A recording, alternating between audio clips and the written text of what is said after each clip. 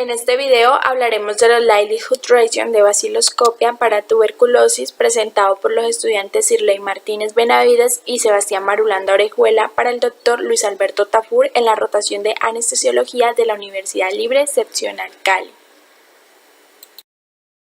Esta se define como la razón entre la posibilidad de observar un resultado en los pacientes con la enfermedad en cuestión versus la posibilidad de este resultado en pacientes sin la patología.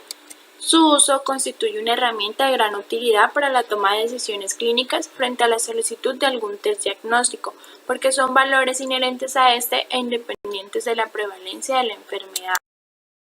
Se ha simplificado a través del uso del nomograma de Pagan, que consta de 3 columnas paralelas entre sí. 1. La probabilidad pretest, un likelihood ratio del test a ser probado y la probabilidad post-test. ¿Y cómo se calcula? Para ello se aplica la siguiente fórmula, donde la razón de probabilidad positiva o likelihood ratio positivo es igual a la tasa de verdaderos positivos sobre la tasa de falsos positivos, que equivale a sensibilidad sobre 1 menos especificidad. Y el likelihood ratio negativo o razón de probabilidad negativa es igual a la tasa de falsos negativos sobre la tasa de verdaderos negativos, que equivale a 1 menos sensibilidad sobre especificidad. El número de casos reportados de tuberculosis en Colombia en el 2016, según el Sistema de Vigilancia, fue de 13.626, con una incidencia de 27,9 casos por cada 100.000 habitantes. La vaciloscopia como un método diagnóstico tiene una sensibilidad baja del 50% y una especificidad alta del 96%. Para utilizar el Likelihood Ratio de vaciloscopia y calcular la probabilidad de tener tuberculosis, vamos a utilizar 3 casos diferentes con pacientes que presentan distintos síntomas con periodos de evolución variable. Continuando con esto, tenemos entonces el primer caso con un paciente masculino de 50 años de edad remitido de un centro reclusorio por presentar cuadro clínico de 20 días de evolución consistente en tos seca, dolor torácico, sudoración nocturna y fiebre ocasional. Con esto podemos tener una impresión diagnóstica de TBC, entonces vamos a calcular la probabilidad post-test con la siguiente fórmula, teniendo en cuenta una probabilidad pre-test del 27,9%. Tenemos un likelihood ratio positivo que es igual a 0.50 sobre 1 menos 0.96, que teniendo un resultado de 12,5. Y un likelihood ratio negativo que es 1 menos 0.50 sobre 0.96, que equivale a 0.47.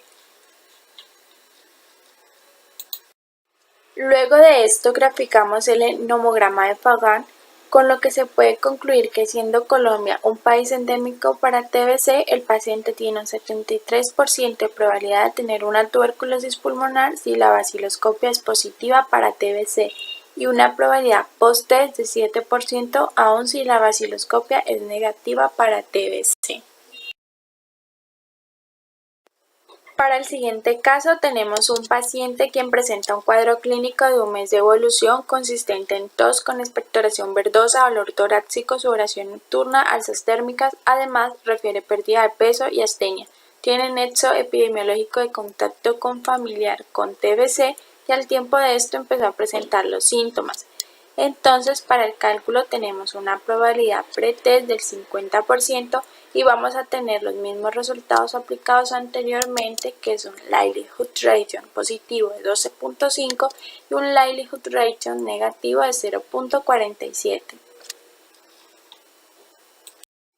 Así, al graficar vemos que la probabilidad post-test de una vaciloscopia positiva es del 94% y una probabilidad post-test de vaciloscopia negativa es del 78%.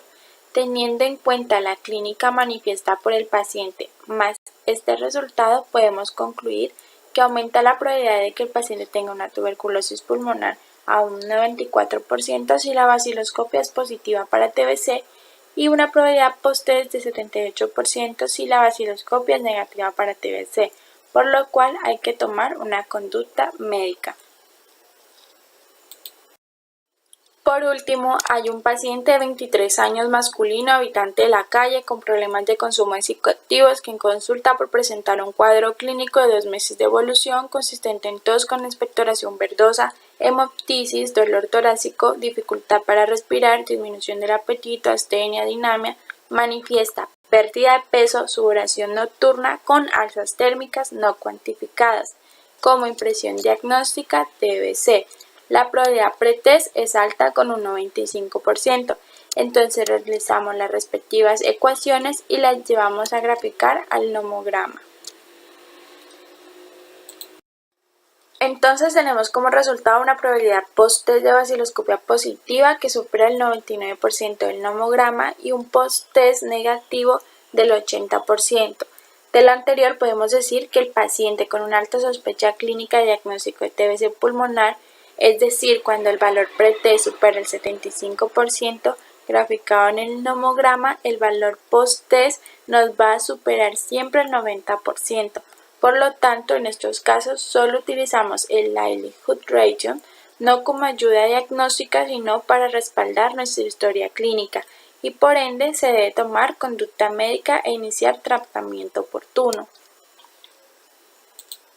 Como conclusión, los Likelihood Ratio son herramientas con importancia clínica, ya que permite tomar una decisión orientada en el impacto que puede tener la realización de un paraclínico para confirmar o descartar determinada patología de acuerdo a si el resultado es positivo o negativo. Gracias.